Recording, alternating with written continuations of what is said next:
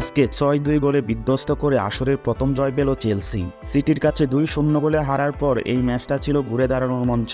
স্বাগতিকদের গড়ের মাঠে বুঝে ওঠার আগেই চেলসিকে এগিয়ে দেন জ্যাকসন। গোল হজম করে আক্রমণে উঠে ২৭ মিনিটে সমতায় ফিরে স্বাগতিকরা। বিরতির আগে আবারও এগিয়ে যায় সফরকারীরা।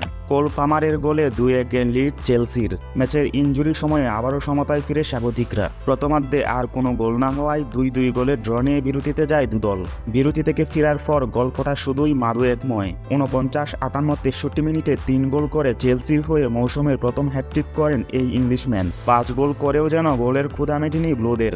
৮০ মিনিটে স্বাগতিকদের শেষ প্যারেকটি গেঁথে দেয় জোয়া ফিলিক্স। ম্যাচের বাকিটা সময় আর গোল না হওয়ায় ৬-২ গোলের বিশাল জয় পায় চেলসি। দিনের আরেক ম্যাচে গড়ের মাঠে ব্রেন্টফোর্ডকে ২-০ গোলে হারিয়েছে লিভারপুল। অ্যানফিল্ডে এগিয়ে যেতে সময় নেয় ১৩ মিনিট। লুইস দিয়াজের গোলে এগিয়ে যায় লিভারপুল। প্রথমার্ধে আরও বেশ কিছু আক্রমণ করেও লিড বাড়াতে পারেনি স্বাগতিকরা।